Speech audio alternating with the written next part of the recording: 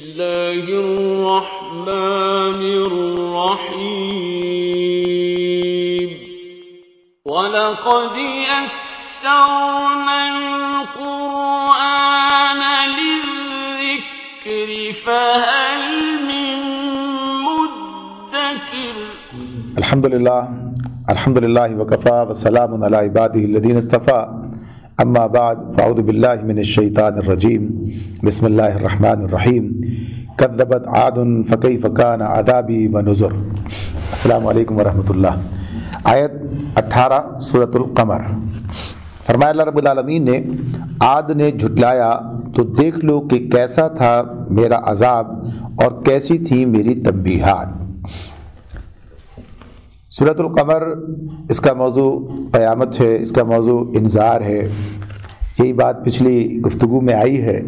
تو اس سے پیچھے اللہ تعالیٰ نے قوم نوح کا ذکر کیا ہے، اور قوم نوح کے بارے میں بھی 2 جملوں کے اندر بات بتا دی ہے کہ جب انہوں نے اپنے رسول کی بات نہ مانی اور اس کی ناقدری کی اور اسے جھٹلایا اور اس کے ساتھ برا رویہ اختیار کیا تو پھر اللہ تعالیٰ کی طرف سے ان کی پکڑ ہو گئی۔ تو وہاں بھی یہ بات کہی تھی فَكَيْفَ كَانَ عَذَابِي وَنُذُرِ، کہ دیکھ لو کیسا تھا میرا عذاب اور کیسی تھی میری تنبیہات، یعنی نوح علیہ السلام کی دعوت، ان کا انذار اور لوگوں کا ان کے سامنے ساتھ رویہ، اس کو کہا۔ تو یہاں بھی اللہ تعالیٰ نے اس کا آغاز کیا، یعنی عاد کی بات شروع کی۔ جب اس میں یہ بات پہلے بھی آپ کے سامنے آئی ہے کہ بڑی قوموں کے حوالے سے نہیں، جنہیں دنیا میں عروج حاصل ہوا، تو نوح علیہ السلام کی بعد قوم نوح کے بعد قوم عاد کی بات ہے، جس میں ہود علیہ السلام بھیجے گئے تھے۔ تو اس قوم کو عروج حاصل ہوا تھا نوح علیہ السلام کے بعد۔ تو اللہ رب العالمین نے یہ اس کا ذکر کیا قوم نوح کے فوراً بعد کہ کذبت عاد نے بھی جھٹلایا، یعنی اپنے جو رسول کو جھٹلایا، جو وقت کا رسول ان کے پاس آیا تھا اسے جھٹلایا، تو پھر ان پر بھی عذاب آیا۔ تو فَكَيْفَ كَانَ عَذَابِي وَنُذُرِ، تو دیکھ لو کیسا تھا میرا عذاب اور کیسی تھی میری تنبیہات۔ یعنی یہ باتیں پہلے بھی بیان ہوئی اور لوگ جانتے بھی تھے۔ یہ ان قوموں کا ذکر ہے جن سے لوگ واقف بھی تھے۔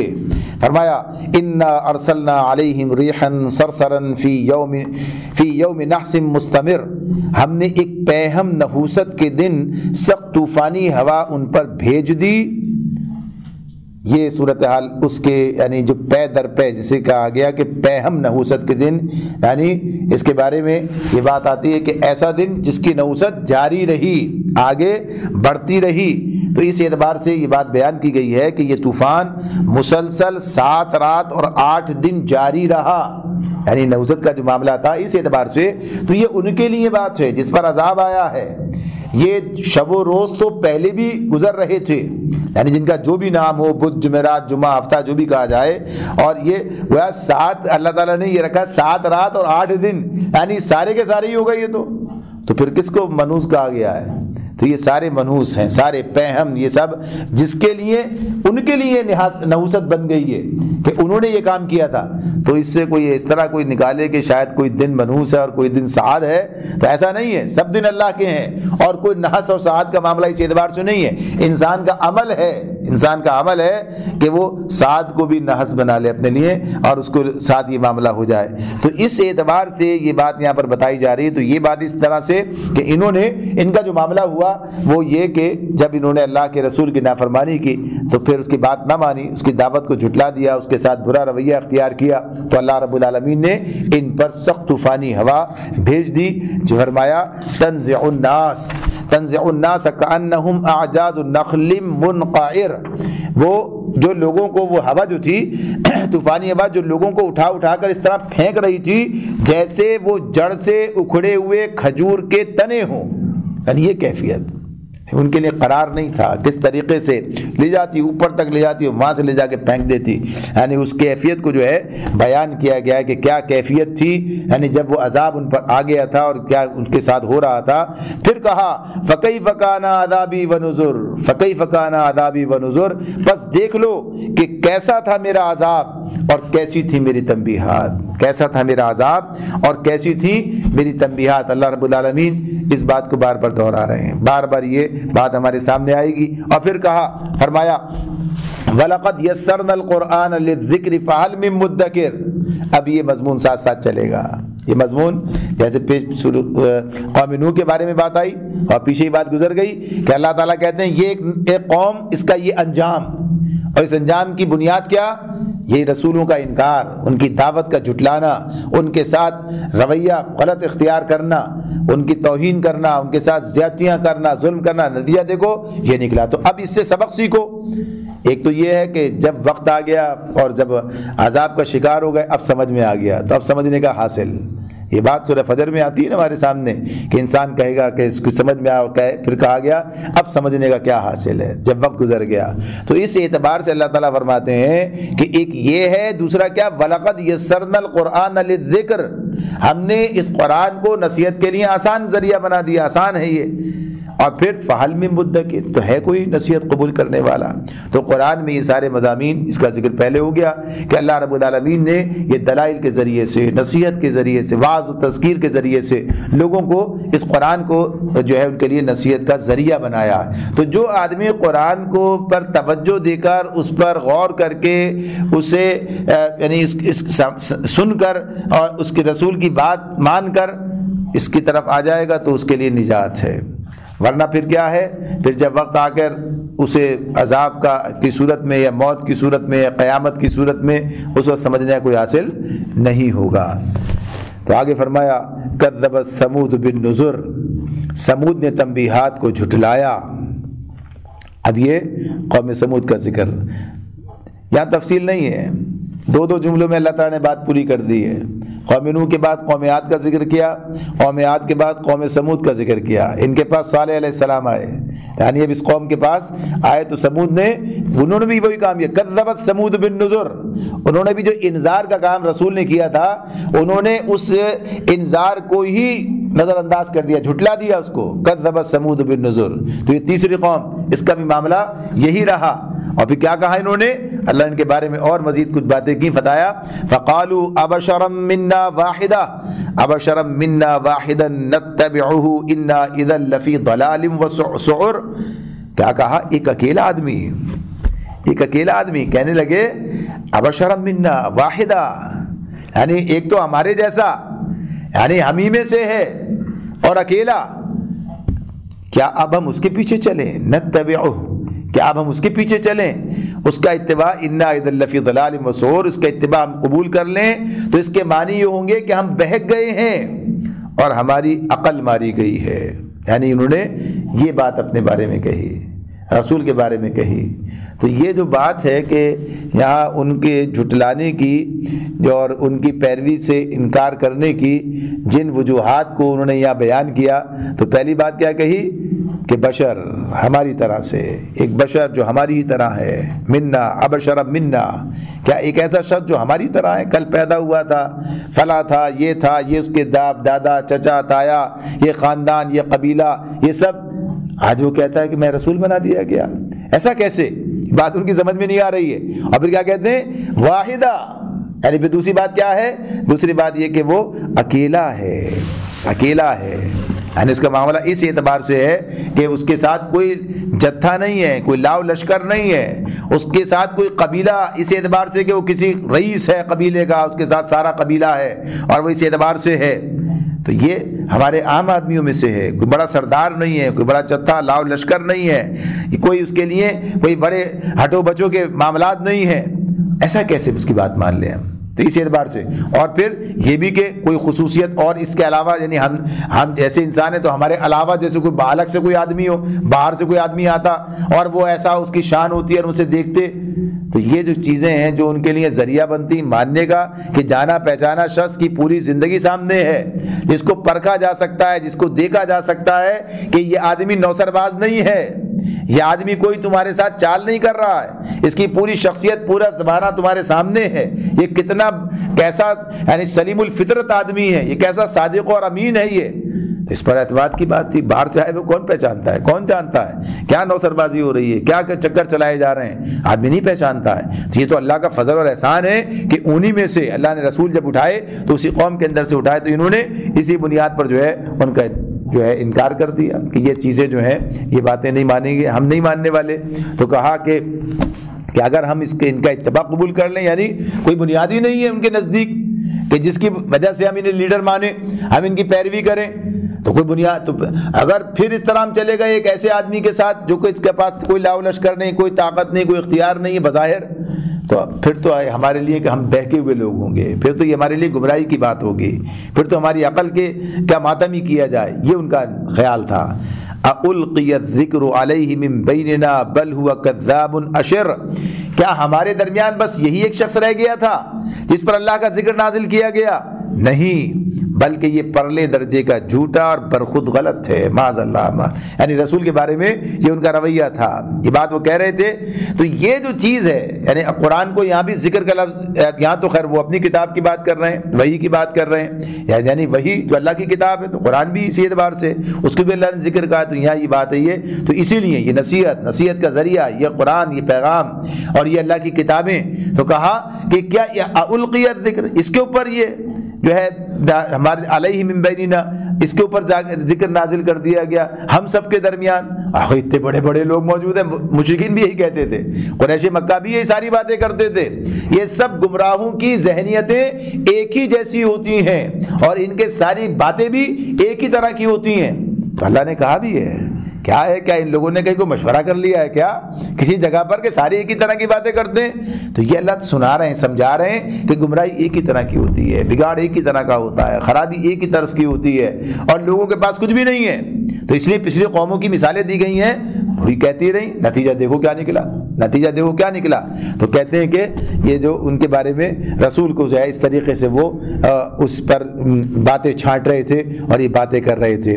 تو اللہ تعالیٰ فرماتے ہیں سَيَعْلَمُونَ غَدًا مِنَ الْكَذَّابِ الْأَشِرِ، اللہ تعالیٰ یہ کرا رہے ہیں، رسول سے کہتے ہیں کل ہی انہیں معلوم ہوا جاتا ہے کہ کون پرلے درجے کا جھوٹا اور برخود غلط ہے۔ یہ اشر کا لفظ انہوں نے بھی استعمال کیا، اشر کا لفظ اللہ نے بھی استعمال کیا، یعنی اس اعتبار سے ہی ہے۔ تو ایک تو یہی اس اعتبار سے بھی آتا ہے، اشر جہنمی کے معاملے میں آئے گا، یعنی آگ کی طرف جانا، اور دوسری بات یہ اس اعتبار سے کہ جو انہوں نے کہا، انہوں نے تو اس اعتبار سے کہا تھا کہ خود پسند، اپنے آپ کو بڑا ہی جتانے والا، اپنے آپ ہم تو رسول بنا دیے گئے، یعنی یہ جو ہے انہوں نے رسول کی توہین کے اندر ہی بات کہی اس اعتبار سے کہ اس کے سر میں اپنی بڑائی کا سودا سما گیا ہے، ڈینگے مارتا ہے۔ تو یہ یہاں پر اشیری اس اعتبار سے تھا۔ تو اب یہاں پر کیا ہے، یہ اس اعتبار سے بھی جب اللہ استعمال کر رہے ہیں اس لفظ کو، تو یہی کہ جہنم میں جانا اور سب کچھ بھی اس کے ساتھ ہوگا۔ تو یہ بات جو ہے اس میں بتائی گئی۔ تو یہ کہا گیا کہ ابھی کل ہی معلوم ہو جاتا ہے۔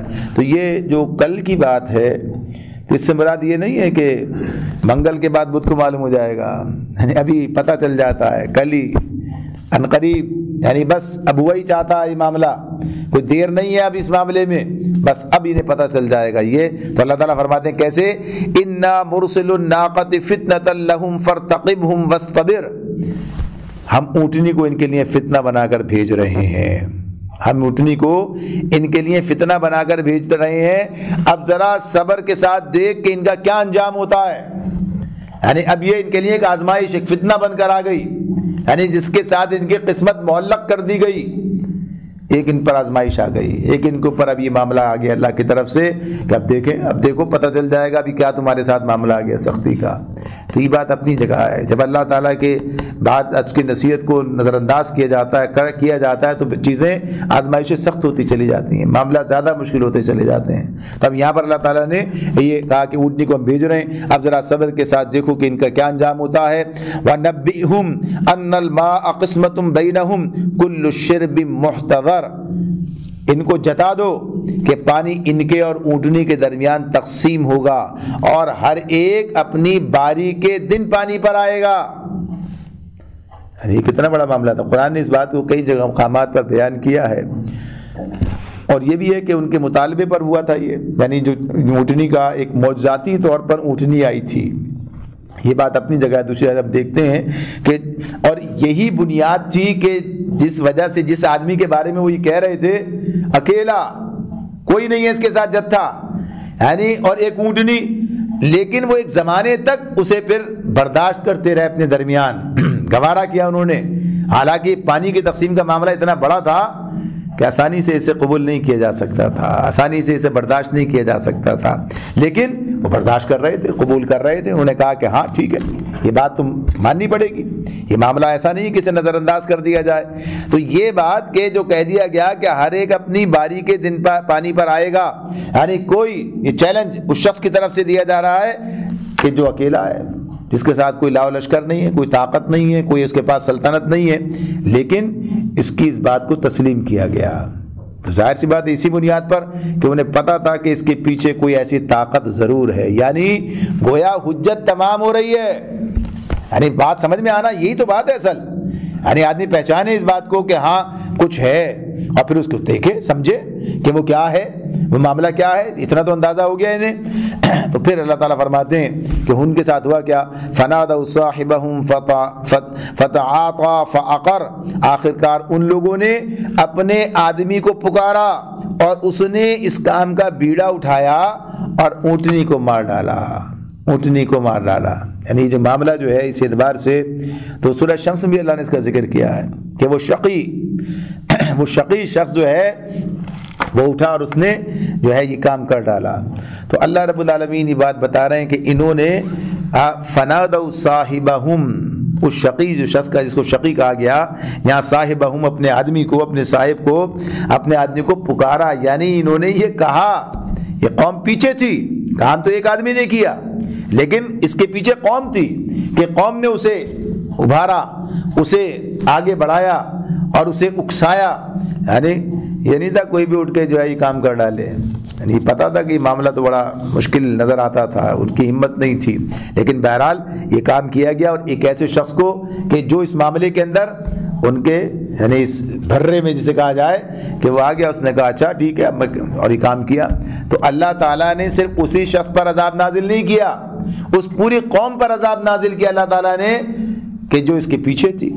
تو اس سے یہ بھی پتہ چل جاتا ہے یہ کہ جرم تو کرنے والا، جو قتل کرنے والا تھا وہ تو ایک اکیلا فرد تھا، لیکن اسے پوری قوم کی حمایت حاصل تھی، پوری قوم اس کے پیچھے تھی، پوری قوم یہ چاہتی تھی کہ ایسا ہو، لہذا اللہ کا عذاب سب پر آیا، اللہ کا عذاب سب پر آیا۔ اسی اعتبار سے تو اللہ تعالیٰ فرماتے ہیں فَكَيْفَ كَانَ عَذَابِي وَنُذُرْ، فَكَيْفَ كَانَ عَذَابِي وَنُذُرْ، پھر دیکھ لو کہ کیسا تھا میرا عذاب اور کیسی تھی میری تنبیہات۔ وہی بات بار بار دہرائی جا رہی ہے، بار بار بتکرار کہا جا رہا ہے، دیکھ لو کیسا تھا میرا عذاب اور کیسی تھی میری تنبیہات۔ فرمایا یعنی آدمی نے سمجھ کے نہیں دیا تو یہ نتیجہ نکلا، اِنَّا أَرْسَلْنَا عَلَيْهِمْ صَيْحَةً وَاحِدَةً فَكَانُوا كَحَشِيمِ الْمُحْتَظِرِ، ہم نے ان پر بس ایک دھماکہ چھوڑا، ہم نے ان پر بس ایک ہی دھماکہ چھوڑا اور وہ باڑے والے کی روندی ہوئی باڑ کی طرح بھس ہو کر رہ گئے، ختم۔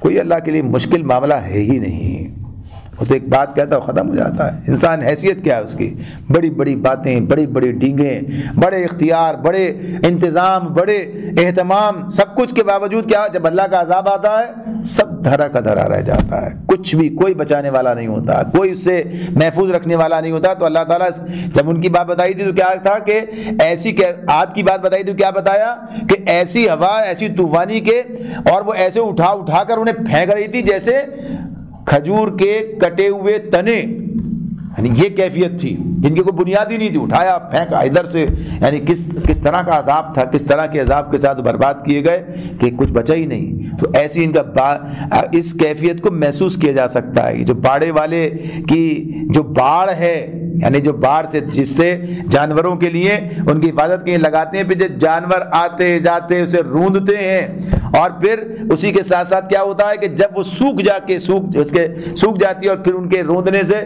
صرف ایسی برادہ سا بن کے رہ جاتا ہے، برادہ سا بن کے رہ جاتا ہے۔ کیا کہ تو اللہ تعالیٰ کہتے ہیں ان انسانوں کا یہ حال ہو گیا، برادہ بن کے رہ گیا، یہ کیفیت ان کی ہو گئی، روندے ہوئے یعنی باڑ کی طرح بھس ہو کر رہ گئے۔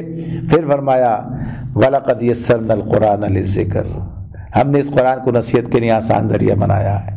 یہی ہے نا، قرآن ہی بتا رہا ہے یہ ساری صورتحال، یہ ساری باتیں قرآن بتا رہا ہے کہ دیکھو، سمجھو، غور کرو، باز آ جاؤ، واپس پلٹ آؤ۔ وَلَقَدْ يَسَّرْنَا الْقُرْآنَ لِلذِّكْرِ فَهَلْ مِن مُدَّكِرٍ، ہم نے اس قرآن کو نصیحت کے لیے آسان ذریعہ بنا دیا ہے، اب ہے کوئی نصیحت قبول کرنے والا؟ تو ہونا تو یہی چاہیے نا، قرآن سنے اور کہیں حاضر، لبیک، حاضر، نصیحت قبول کرنے کے لیے آمادہ۔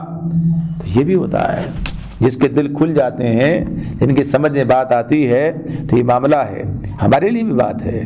ہمارے لیے بات کس اعتبار سے کہ ہم اللہ کو تو مانتے ہیں، لیکن اللہ کے احکامات اور رسول کا اتباع، اس کی پیروی کرنا، اس سے اعراض کر رہے ہوتے ہیں، اس سے پیچھے ہوتے ہیں، کہیں کرتے ہیں کہیں نہیں کرتے ہیں۔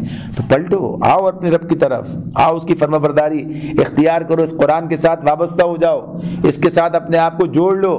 تو اللہ تعالیٰ فرماتے ہیں پھر اس کے بعد کذبت قوم لوط بالنذر، چوتھی قوم، اس کا ذکر آ گیا، یعنی اس کے بعد قوم نوح، قوم عاد، قوم سمود، قوم لوط۔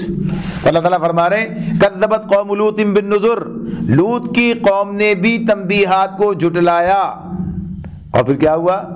انا ارسلنا علیہم حاصبا الا آل لوط نجیناہم بالسحر، تو ہم نے پتھراؤ کرنے والی ہوا اس پر بھیج دی، ہم نے، یعنی اس قوم پر کیا ہوا؟ اللہ تعالیٰ فرماتے ہیں انا ارسلنا علیہم حاصبا الا آل لوط، سوائے لوط کے قوم، لوط کے آل لوط کے، یعنی لوط کے گھر والوں کے، ہم نے ان پر پتھراؤ کرنے والی ہوا اس پر بھیج دی، صرف لوط کے گھر والے اس سے محفوظ رہے، اللہ رب العالمین نے اس سے ان کو بچا لیا ہے۔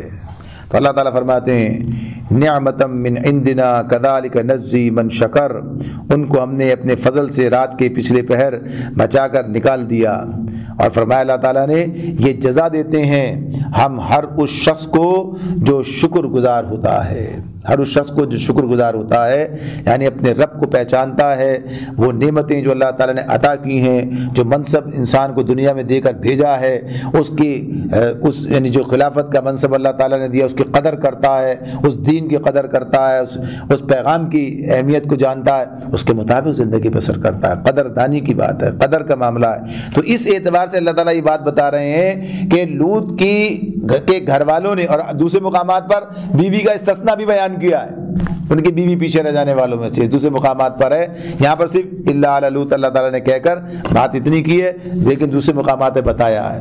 تو جس نے کیا وہ بچایا گیا، وہ بچایا گیا۔ نعمتا من عندنا، ہماری طرف سے یہ نعمت، یہ کون سی نعمت ہے ملی؟ اب دیکھیے یہ کون سی نعمت ہے؟ عذاب سے بچ جانا بھی ایک نعمت ہے، اور تو کچھ نہیں تھا نا یہاں پر۔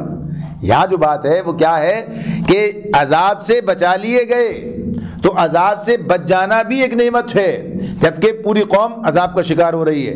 تو اللہ تعالیٰ نے کہا نعمتا من عندنا کذالک نجزی من شکر، کہ یہ جو ہم جزا دیتے ہیں، بدلہ دیتے ہیں، یہ بچا لیتے ہیں وہی لوگ جو قدردان ہوتے ہیں، اللہ کی نعمتوں کی قدر کرنے والے ہوتے ہیں، شکر گزار ہوتے ہیں، اپنے رب کی دعوت کو، اس کے پیغام کو، اس کی طرف سے آئے ہوئے نظام کو اسے قبول کرتے ہیں۔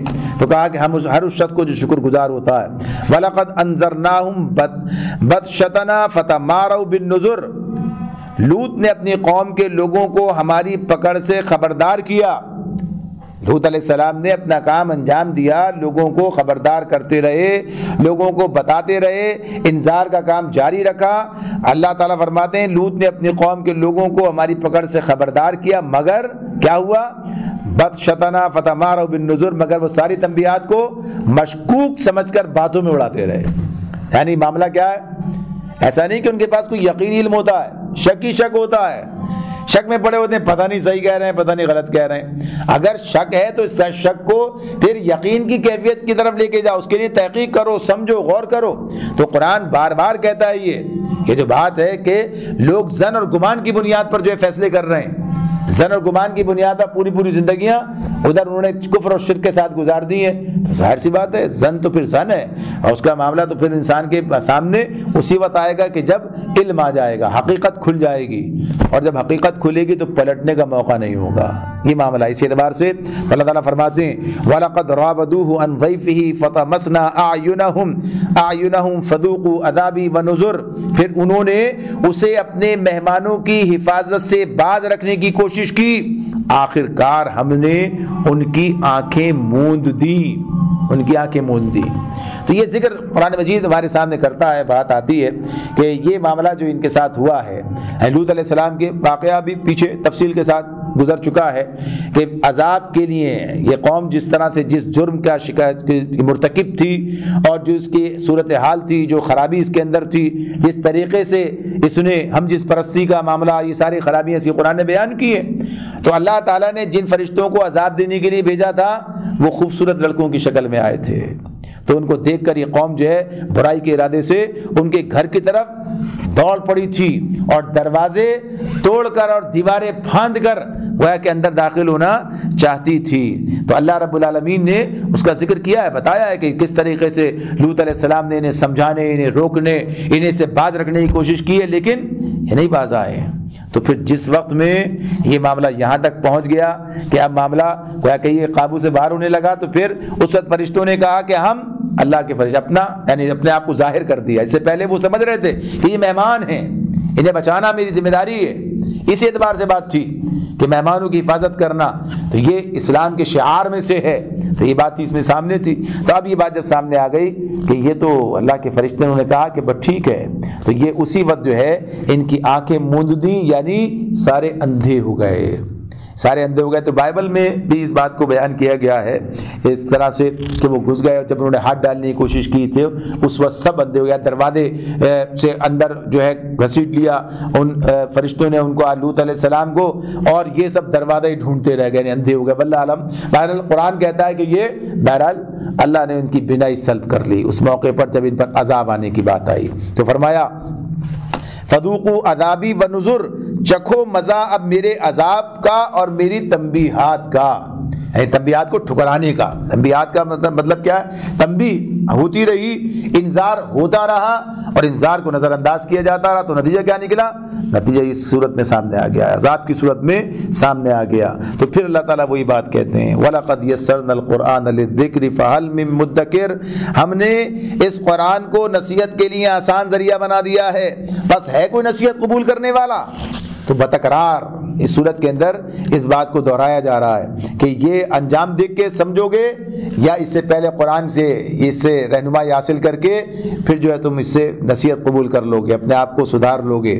وَلَقَدْ جَاءَ آلَ فِرْعَوْنَ النُّذُرُ كَذَّبُوا بِآيَاتِنَا كُلِّهَا فَأَخَذْنَاهُمْ أَخْذَ عَزِيزٍ مُقْتَدِرٍ، اور آل فرعون کے پاس بھی تنبیہات آئی تھیں مگر انہوں نے ہماری ساری نشانیوں کو جھٹلا دیا، آخر کار ہم نے انہیں پکڑا جس طرح کوئی زبردست قدرت والا پکڑتا ہے، اس طرح یہ ان کا معاملہ۔ ان کی تفصیل بھی قرآن بیان کرتا ہے، آگے کچھ گزر جاتی ہیں۔ اللہ نے ان کے بارے میں صرف اتنی بات کی، اللہ نے ان کے بارے میں اتنی بات کہے کہ اب واپس رخ مڑتا ہے انہی مشرکین مکہ کی طرف جنہیں سب سنایا جا رہا ہے۔ اکفارکم خیر من اولئکم ام لکم براءۃ فی الزبر، کیا تمہارے کفار کچھ ان لوگوں سے بہتر ہیں؟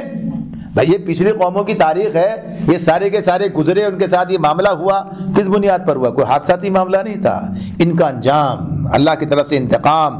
تو کہا اللہ تعالیٰ پوچھتے ہیں کہ یہ قریش مکہ ان سے خطاب ہے کہ کیا ہیں یہ، کیا یہ ان سے بہتر ہیں، برتر ہیں، کیا چیز ہے یہ کہ ان کے، یا پھر ام لکم براءۃ فی الزبر، یہ آسمانی کتابوں میں تمہارے لیے کوئی محفل لکھی ہوئی ہے، کیا چیز ہے جس بنیاد پر تم نے جو ہے اس روش کو اختیار کیا، مان نہیں رہو، تمہارا بھی یہ انجام ہو جائے گا، تمہارا بھی یہ انجام ہو جائے گا۔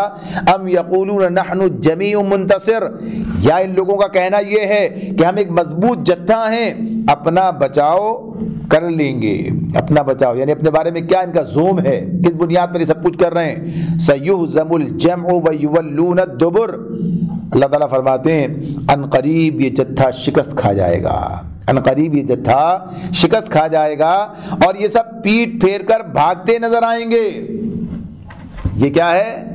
یہ خبر دی جا رہی ہے، یہ پیشن گوئی کی جا رہی ہے کہ اگر یہ سمجھتے ہیں اپنی طاقت اس کو اپنے باپ کے کسی زوم میں ہے تو یہیں یہ کام ہونے والا ہے، یہ سب کچھ ہو کر رہے گا۔ اور یہ بات ہوئی 7 سال کے بعد ہی غزوہ بدر کے موقع پر یہی صورتحال تھی، یہی معاملہ تھا۔ جس وقت یہ کیفیت، جس وقت یہ آیت نازل ہو رہی تھی اس وقت تو کسی کے سمجھ میں نہیں آتا تھا یہ کون سی کس کی بات ہو رہی ہے۔ تو کہا جاتا ہے کہ عمر رضی اللہ تعالیٰ عنہ کی بات، یعنی وہ بات ان کی طرف سے بات آتی ہے، عبداللہ بن عباس جو ہے ان کے حوالے سے بات کہتے ہیں کہ حضرت عمر رضی اللہ تعالیٰ عنہ فرماتے تھے جب سورہ قمر کی آیت نازل ہوئی تو میں حیران تھا، آخر یہ کون سی جمعیت ہے جو شکست کھائے گی؟ مگر جب جنگ بدر میں غزوہ بدر میں کفار مکہ قریش مکہ یہ شکست کھا کر بھاگ رہے تھے، اس وقت میں نے دیکھا کہ رسول اللہ صلی اللہ علیہ وآلہ وسلم زرہ پہنے ہوئے آگے کی طرف جھپٹ رہے ہیں اور آپ کی زبان پر یہ الفاظ، یہ قرآن کی آیت جاری ہے، سَيُهْزَمُ الْجَمْعُ وَيُوَلُّونَ الدُّبُرَ۔ تو یہ دیکھ لیا کہ یہ بات آ گئی، یہ موقع آ گیا، یہ معاملہ ہو گیا۔ تو اس اعتبار سے یہ اللہ تعالیٰ بتا رہے ہیں کہ ایسا ہو کر رہے گا۔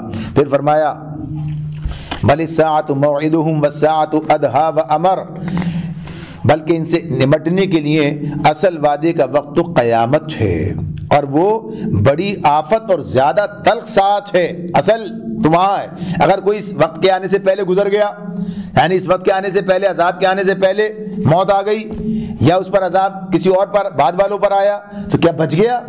اصل تو قیامت ہے، اصل تو آخرت ہے، وہاں پر معاملہ ہوگا۔ یہ تو پکڑا جا رہا ہے، صرف عذاب آنا، گویا اسے جو مجرم تھا اسے بدترین طریقے سے جو ہے پکڑ لیا گیا، عذاب کے ساتھ پکڑ لیا گیا، یہ بات ہے، ورنہ اصل تو آخرت میں عذاب ہے۔